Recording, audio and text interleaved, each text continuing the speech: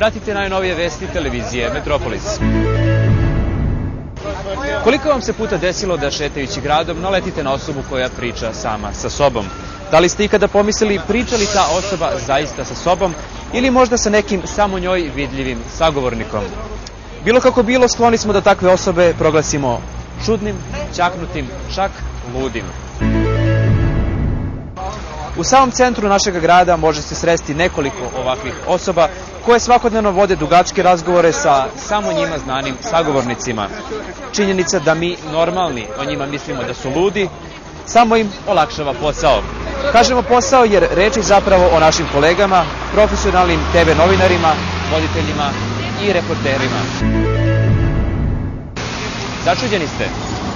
Pogledajte malo bolje, samo se malo udaljite.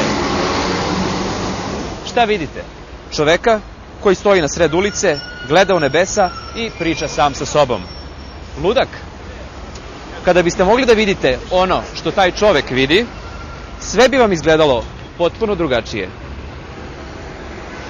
Nažalost, često zaboravljamo da ništa nije onako kako izgleda, da novčić ima dve strane, a batina dva kraja.